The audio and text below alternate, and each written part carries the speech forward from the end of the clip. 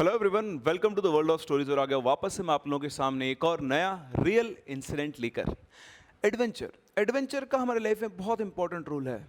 आप, मैं, हम सभी अपनी लाइफ में कभी ना कभी, कहीं ना कहीं, किसी ना किसी तरह का एडवेंचर ज़रूर करते हैं।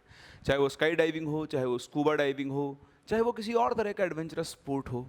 कई लोगों को जो एड्रेनलिन रश होता है वो इतनी आसानी से नहीं मिलता है, और उस स्पाइक को लेने के लिए वो तरह तरह के एडवेंचरस स्पोर्ट्स करते हैं या फिर एडवेंचरस एक्टिविटीज़ में पार्टिसिपेट करते हैं।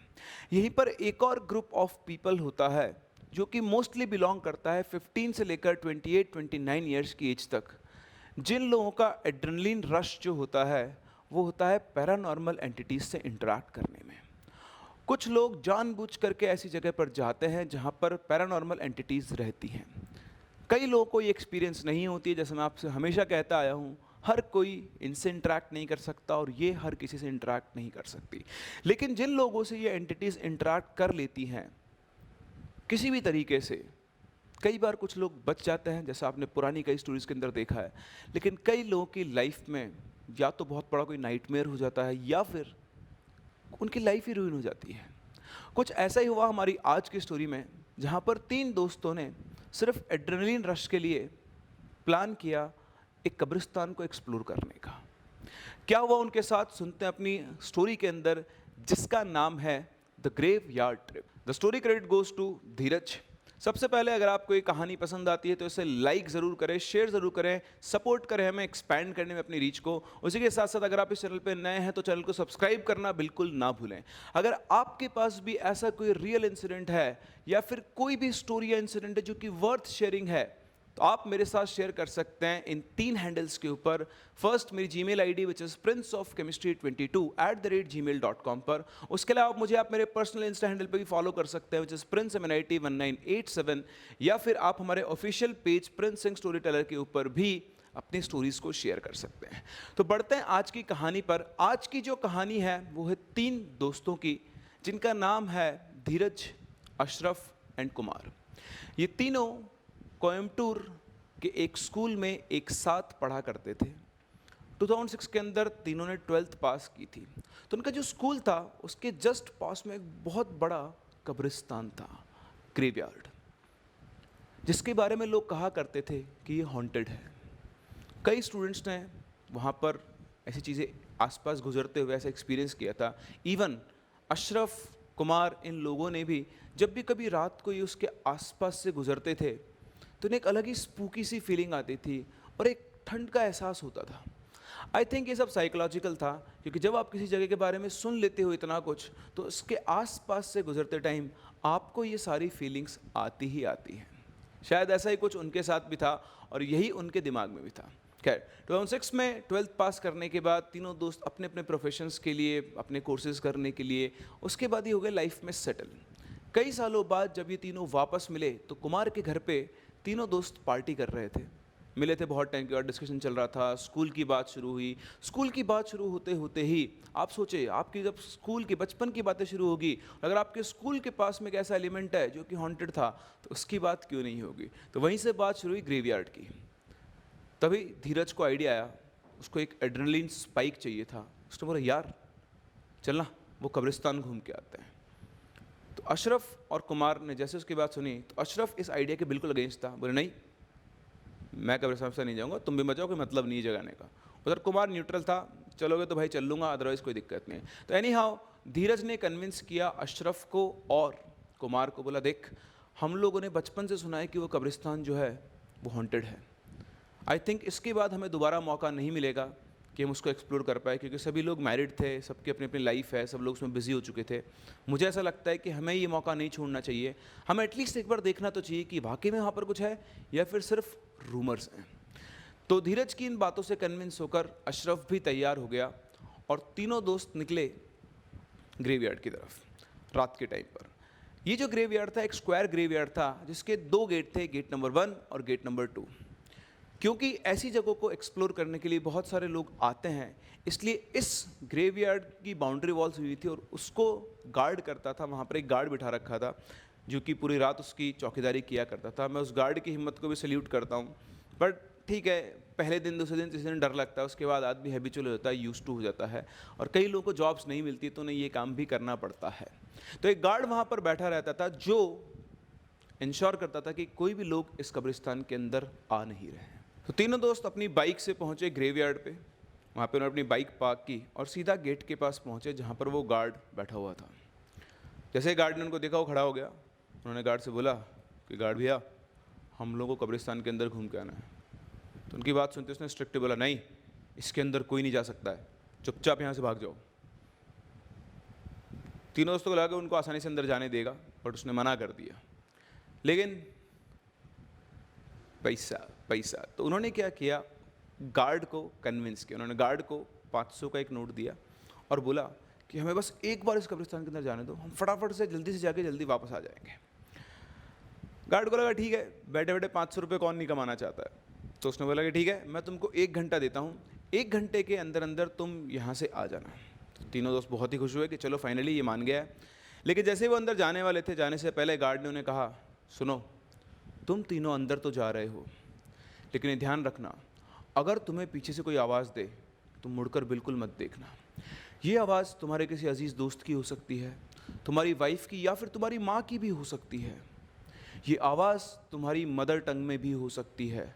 चाहे कुछ भी हो जाए, लेकिन पीछे मुड़ के मत घूमना और फटाफट से इस कब्रिस्तान से बाहर चले जाना। उसकी बातें सुनकर तीनों थोड़ा डर गए। ऑब्वियस सी बात है, आप सोचो आपसे कोई ऐसा बोले, आप एक कब्रिस्तान को एक्सप्लोर करने और आपसे कोई बोलता भाई पीछे से आवाज़ आए तो घूम के मत देखना, तो तीनों थोड़ा घबरा गए। तो धीरज ने फिर से वापस उन तीनों को कन्विंस किया, अबे तुम समझो, अपने इसको 500 रुपये दे दिए, ठीक है, तो ये चाहता है कि अपन अंदर जाए नहीं और ये निकल जाए, इसलिए अपने को डरा रहा है। तो धीरज मतलब डिटरमाइंड था कि आज तो वो अंदर जाकर ही रहेगा। एनी हाउ तीनों दोस्तों ने डिसाइड किया कि वो आज इस ग्रेवयार्ड को एक्सप्लोर करेंगे और वो पहुँचे ग्रेवयार्ड यानी कब्रिस्तान के गेट नंबर 1 पर। गेट नंबर 1 पर पहुंचकर तीनों दोस्तों ने कब्रिस्तान के अंदर एंट्री ली। गेट खुला, वहाँ पर सामने जैसे ही उन्होंने अंदर एंट्री ली, देखा कि सब कुछ ऑलमोस्ट पिच डार्क था। एक बीच में सड़क जा रही थी जिसकी दोनों तरफ बहुत सारी कब्रें थी। कहीं कहीं बीच बीच में छोटी छोटी लाइट जली हुई थी, उनमें से भी कुछ लाइट्स फ्लिकर कर रही थी। मतलब वहाँ पर प्रॉपर भूतिया माहौल उन तीनों को नज़र आ रहा था। तीनों दोस्तों ने चलना शुरू किया। आगे थे धीरज और अशरफ और पीछे था कुमार। वो थोड़ी दूर चले होंगे, तभी उन्हें पीछे से कुमार की आवाज़ आई, कैसा लग रहा है शमशान में अशरफ भाई। उसकी आवाज़ थोड़ी बदली हुई थी। धीरज और अशरफ ने एक दूसरे को देखा और उन्हें लगा कि कुमार उनकी तरफ प्रैंक कर रहा है। तो उन्होंने कुमार से बोला, यार मजाक मत कर, चुपचाप चल। फिर से वो तीनों दोस्त चलने लगे। थोड़ी देर के बाद जो हुआ उनके साथ, वो उन्होंने इमेजिन भी नहीं किया था। थोड़ी देर चलने के बाद उन्हें एक अलग ही आवाज़ में पीछे से एक आवाज़ आई, अगर असली मर्द है तो पीछे मुड़ना, डर गया क्या? इस तरह से उन्हें किसी के हंसने की आवाज़ आई। उन्हें समझ में आ गया था कि ये आवाज़ कुमार की नहीं है। उन्हें गार्ड की बात याद आई कि चाहे कोई कुछ भी कहे, तुम्हें पीछे मुड़ के नहीं देखना है। दोनों दोस्तों ने एक दूसरे का हाथ पकड़ा और चुपचाप सीधे सीधे आगे चलने लगे। दोनों चले जा रहे थे और उन्हें सामने गेट नंबर 2 दिखाई दे रहा था। वो तेज़ तेज़ कदमों से चल रहे थे और जैसे वो गेट नंबर 2 के पास पहुँचे, अचानक से धीरज के कंधे पर किसी ने हाथ और अशरफ की कलाई को पकड़ लिया। और वो जो ग्रिप थी वो इतनी स्ट्रांग थी कि मतलब कोई ह्यूमन ग्रिप वो हो ही नहीं सकती है। बड़ी मुश्किल से वो दोनों उस ग्रिप को छुड़ा के भागे और भागते भागते उनको पीछे से एक और आवाज़ आई, तुम दोनों तो मुझसे बच गए बेटा, लेकिन तुम्हारे दोस्त कुमार ने पीछे मुड़ के मुझे देख लिया था। जाके कह देना उससे कि उसका बेटा 1 साल की उम्र में ही मर जाएगा और दफा हो जाओ यहाँ से, दोबारा मत आना, मुझे आराम करने दो। दोनों के दोनों दोस्तों ने पीछे मुड़ के नहीं देखा और फटाफट से गेट नंबर 2 के बाहर गए। गेट नंबर 2 से बाहर निकले, उन्होंने देखा तो वाकई में सिर्फ वो दोनों ही थे। कुमार का कोई अता पता नहीं था। वो कब्रिस्तान का राउंड लगा के भागकर गेट नंबर 1 पर पहुंचे, जहां पर वो गार्ड अभी भी बैठा हुआ था। उन्होंने गार्ड को सारी बात बताई कि उनके साथ क्या क्या हुआ। तो गार्ड ने बोला, साहब मैंने तो आपको पहले ही कहा था, आप ही गए थे वहाँ पर मरने के लिए। तो बोलते यार हमारा दोस्त अंदर, तो उसको निकाल। बोले मैं कुछ नहीं करने वाला। तो बस उनकी बात सुन के वहीं पर भाग गया। अपनी टॉर्च लाठी दोनों छोड़कर गार्ड वहाँ से भाग गया। अब बचे थे दोनों दोस्त और अंदर बेहोश पड़ा हुआ उनका दोस्त कुमार। बड़ी हिम्मत करके उन्होंने वापस से ग्रेवयार्ड के गेट 1 से एंट्री ली और बस वो 2-3 कदम ही चले होंगे, उनको कुमार वहाँ पे पड़ा हुआ दिखाई दिया। वो भागते कुमार के पास गए, उन्होंने कुछ नहीं देखा, उसको फटाफट से उठाया और गेट से बाहर निकल के आ गए और बाइक पे उसको बिठाया बीच में और सीधे पहुँचे हॉस्पिटल। हॉस्पिटल में उन्होंने डॉक्टर को दिखाया तो कुमार अभी बेहोश था। डॉक्टर ने उसके वाइटल्स चेक किए और बोला कि ये स्टेबल है और इसको रेस्ट की ज़रूरत है। कुमार को एडमिट करने के बाद दोनों दोस्तों ने खुद को चेक किया तो धीरज के कंधे पर और अशरफ की कलाई पर नीले पड़ी हुई थी, जैसे काले निशान पड़े जब कोई बहुत टाइटली होल्ड करता है। उनको वो निशान एग्जैक्ट उसी जगह पर थे जहाँ उन्हें फील हुआ था कि उन्हें किसी ने वहाँ से पकड़ा था। अभी तक 7 साल गुजर चुके हैं, वो निशान अब भी उनकी बॉडी पर है और शायद ज़िंदगी भर वो निशान रहे। इसके बाद कुमार के साथ ही धीरज और अशरफ दोनों उस रात अटेंडेंट की तरह रुके। सुबह जब कुमार उठा तो उन दोनों दोस्तों ने कुमार से पूछा कि यार तुझे रात का कुछ इंसिडेंट याद है? कुमार को कुछ भी याद नहीं था। उसने पूछा क्या हुआ? बोले नहीं नहीं कुछ नहीं। उन्होंने पूछा अच्छा बता तेरा एक बेटा भी है क्या? तो कुमार बोलता नहीं मेरा बेटा तो नहीं है लेकिन मेरी वाइफ प्रेग्नेंट है। दोनों ने एक दूसरे को देखा और ये डिसाइड किया कि नहीं कुमार को कुछ नहीं बताते हैं, हो सकता है सिर्फ एक कोइंसिडेंट, मतलब उसने कुछ बोल दिया है। उन्होंने इस चीज़ को सीरियसली नहीं लिया और इसे इग्नोर कर दिया। यहाँ पर हमारे कुछ सब्सक्राइबर्स वैज्ञानिक प्रवृत्ति के हैं जो मुझसे पूछेंगे अगर 3 दोस्त थे तो उनको पता क्यों नहीं था कि उसका बेटा है या नहीं है ना। बहुत सालों बाद मिले थे, हो सकता है चीज़ें डिस्कशन नहीं हुआ हो इस तरह का। तो उसकी वाइफ प्रेग्नेंट थी। दोनों दोस्तों ने डिसाइड किया कि वो कुमार को कुछ भी नहीं बताएंगे। इस इंसिडेंट के कुछ 5-6 महीने बाद कुमार को बेटा हुआ। ये लोग वापस कुमार से मिलने भी आए, बेटे को भी देखा इन्होंने और उस दिन भी उनके दिमाग में वही बात क्लिक हुई जो इन्होंने कब्रिस्तान के अंदर सुनी थी। लेकिन दोनों दोस्तों ने इसको सिर्फ एक कोइंसिडेंस मानकर नेगलेक्ट कर दिया कि नहीं नहीं ऐसा कुछ नहीं होगा, शायद ऐसे ही कुछ हम लोगों ने सुन लिया होगा या उसने आंटी ने जो भी बोला ऐसा कुछ सच नहीं है। लेकिन उसके एग्जैक्टली 175 दिनों के बाद कुमार के बेटे की कुछ कॉम्प्लिकेशंस की वजह से डेथ हो गई और जिस दिन वो डेथ हुई वो एग्जैक्ट सेम डेट थी जिस दिन ये लोग उस कब्रिस्तान के अंदर गए थे। कुमार को तो शायद पता भी नहीं था, दोनों दोस्तों ने उसे बताना भी ठीक नहीं समझा क्योंकि वो कुछ बदल नहीं सकते थे। लेकिन एक दोस्त की गलती की वजह से दूसरे दोस्त को अपनी लाइफ की सबसे कीमती चीज़ अपना बेटा खोना पड़ा। एडवेंचर करने गए थे वो लोग। कुमार न्यूट्रल था, अशरफ जाना नहीं चाहता था, लेकिन धीरज ने उनको परसुएड किया जाने के लिए। सिर्फ एक छोटे से एडवेंचर से कुमार की लाइफ रूइन हो गई।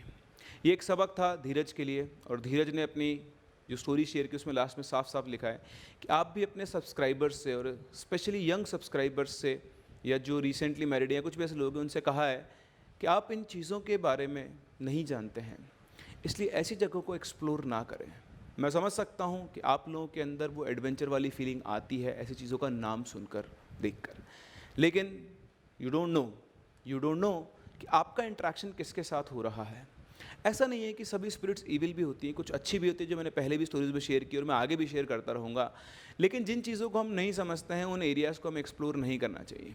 मेरा पर्पज़ आपसे ये इंसिडेंट शेयर करने का ये नहीं है कि मैं आपके सामने कुछ मतलब सुपर स्टिशन फैला रहा हूँ या फिर मैं आपको ऐसा बता रहा हूँ कि घोस्ट होते हैं नहीं होते। ये बहुत है ना डिबेट वाला टॉपिक है, बट मेरा पॉइंट जो होता है आपको इन स्टोरीज के थ्रू अवेयर करना कि अगर कभी भी आप लोग ऐसा कुछ एक्सप्लोर करने जाएं तो एक बार मेरे इन शब्दों को ज़रूर ध्यान रखें कि आप इन्हें नहीं समझते हैं, आप इन्हें कंट्रोल नहीं कर सकते हैं और आपकी लाइफ में आकर ये आपकी लाइफ को स्पॉइल कर सकती है। एडवेंचर करने के लिए और भी बहुत सारे एडवेंचरस स्पोर्ट हैं, ये वो चीज़ें हैं जिन्हें आप शायद हैंडल नहीं कर सकते। अच्छे लोग भी इन चीज़ों को हैंडल नहीं कर पाते हैं, तो आपकी और मेरी क्या बिसात है। इसलिए देखें, सुने और जाने दें, इन चीज़ों को एक्सप्लोर करने के लिए आप तैयार ना हो। तो ये थी हमारी आज का एक रियल इंसिडेंट जो कि हुआ इन 3 दोस्तों के साथ। आई होप आप लोगों को ये कहानी पसंद आई होगी। हम लोग मिलते हैं अपने अगले वीडियो के अंदर एक अगले इंसिडेंट के साथ। तब तक के लिए keep loving and keep listening.